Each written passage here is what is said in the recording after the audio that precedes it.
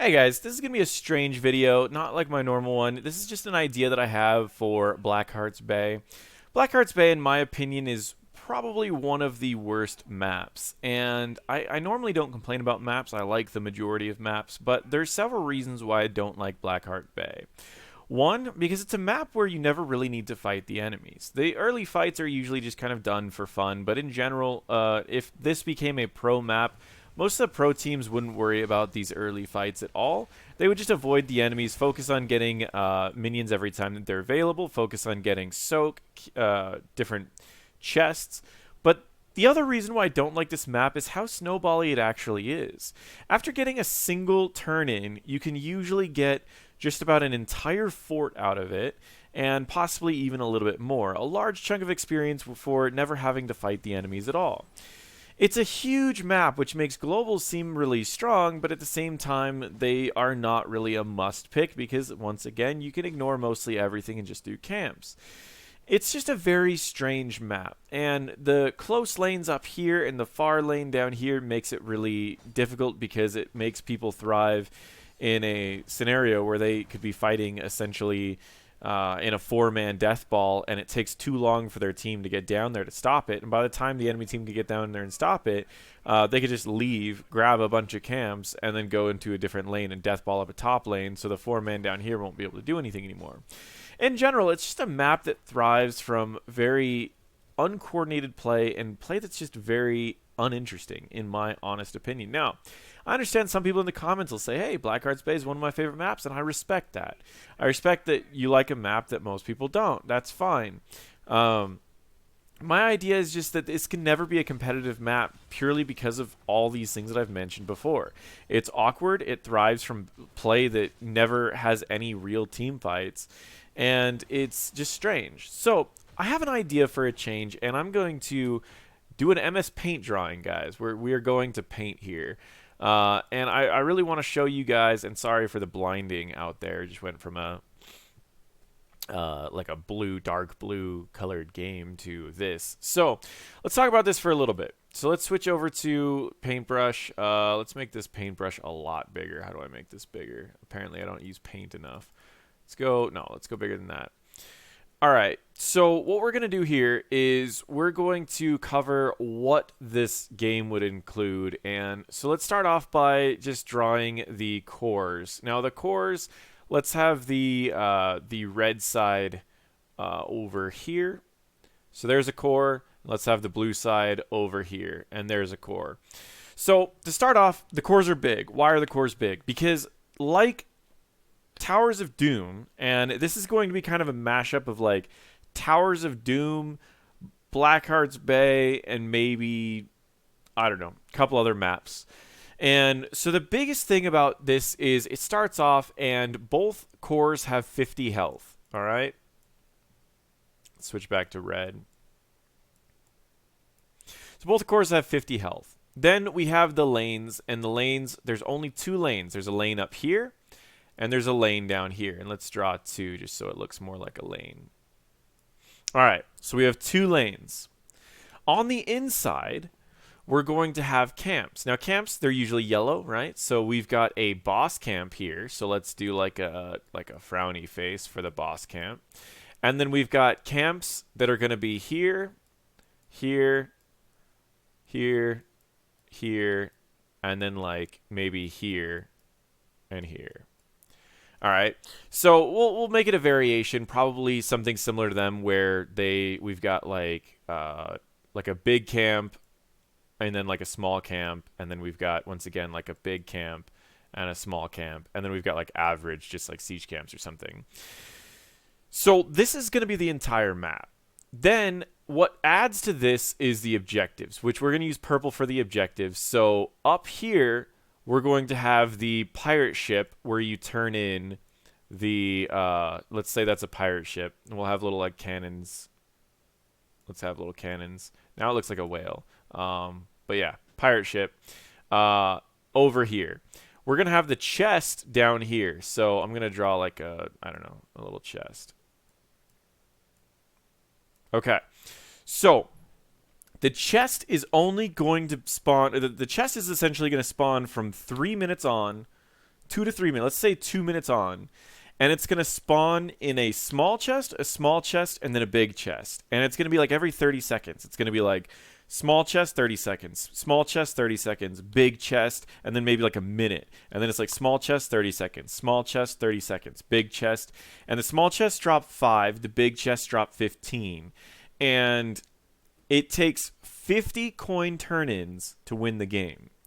So how this is going to work is in the beginning, you might start off and you're going to send your group of 4 people for both sides. And you're going to be like just fighting 4v4 right there. You're going to be fighting 1v1 up here. And because you want to put more pressure on the bottom chest rather than anything else, you're going to focus on the bottom chest. But then after you get enough coins to turn in, you want to make sure that you have more people up top. Say, for instance, blue team gets 4 coins here. Or, sorry, let's go 10 or 15 coins here. And we'll erase these off there. And now they'll leave just one person down there to stall, while the rest of them will go up to this area. Oh, let's go back to brush. Up here, and they'll try to force a turn-in by bullying someone out here. Now, what's stopping one team from just absolutely dominating in lane in the early game? Well, we're still going to have forts. And the way that the forts are going to work is we're only going to have 1 on each side.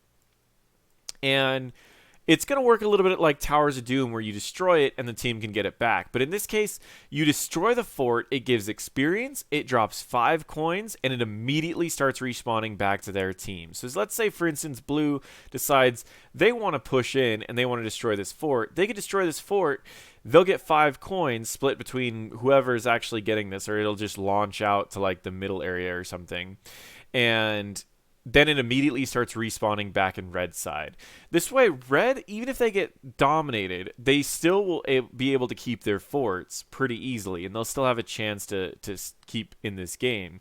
The great part is you can prioritize how you want to adjust the lanes based off of, do you need to turn in more? Do you need to stall a turn in more? Do you need to get more coins? Or maybe do you just want to start getting camps? And what I was thinking is, for the boss, what they'll do is if you push in with the boss and it destroys this, it will launch itself into the core and do like 5 damage. So it not only pushes, but it also deals damage to the core. So I know everyone's going to be like, oh, like, what is it? Like, why do we need to change it? Why do we need to do whatever? Well, here's the reason why I like this idea. And I'm okay if you guys want to shoot in comments to add or anything to this, but the main idea is I feel like this would be a really fun competitive map. It would encourage fighting over an objective here, and it would be one of the only maps where you can't really say what is the solo lane, because a lot of times the solo lane is the lane that's going to be the furthest from the objective. But the problem is the objective is in 2 different places at every point during the game, making it to where the solo lane is going to come down to the team deciding where they want the solo lane. I also think that it's going to be a really cool map because you can throw a 2-3 into the location as well, because say, for instance, you want to turn in with your 3, you could send the 3 people with the most coins up here and send everyone else down here and fight in like awkward lanes. The amount of camps that are available in such a small map makes it to where there's multiple win conditions. So you don't need to always just win with this. You can simply just keep getting bosses and camps and keep taking over their base, getting huge experience leads and coin leads. But like Towers of Doom, the only way to win this game is the 50 damage. And the other reason why I like it is because on Towers of Doom, if you win an objective, you don't get an experience lead, making it to where it's one of the least snowbally maps in the game, making it to where it's fair throughout the entire time that the game is going. And the same would be true for this map. If you win and you turn in 10, 15 coins in the beginning, while that's pretty cool, it doesn't get you any sort of experience lead. It just kind of makes you get a little bit closer to winning the game. So I like this map because it does a lot of other things. The boss on the map is questionable because ultimately on the last one it pushed and this one wouldn't push. So we may need to adjust the camps to be more similar to the Towers of Doom, to where this boss will do, instead of just going in a lane and doing structure damage, he will do something else. The other thing that I wanted to do with this boss, which is kind of more crazy, is I wanted you to, if you cap this boss, have it split into 2 different lanes at once. So say you cap this, one goes up here and one goes down here, and they both just push. Like, say for instance, it's two samurai cams, and they both push out there. I thought that would be really cool. And then like maybe they destroy every structure that they destroy. They drop one coin for your team that can only be picked up by your team, or something like that. I'm not really sure. That was my initial idea, but I think maybe we'll just do a regular boss that if it destroys the structure, it just immediately launches 5 damage.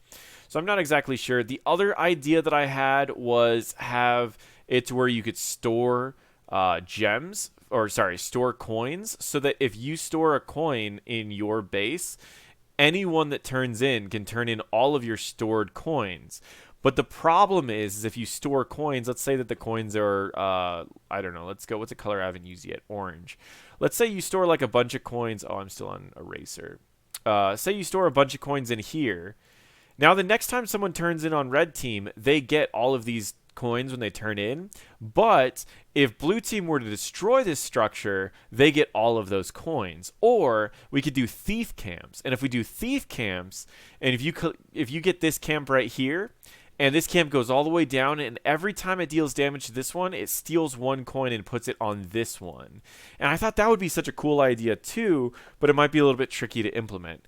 Either way, this is my new idea for Blackheart's Bay. Hope you guys watch it. I know it's a lot different from my normal videos, but it's just an idea that I've had for a little bit. I think it would be a really unique map that would pressure people to adjust based off of the map. And there's a lot of cool new things that they could do on this map, like adding thief camps or adding ways to hold coins in bases or something. I don't know. Just in general, I think it would be a cool map. So let me know what you guys think in the comments below. I'm really interested. I don't normally do ideas for the game, but in this case, I just thought it would be cool. Thank you all for watching, and feel free to check out my other videos.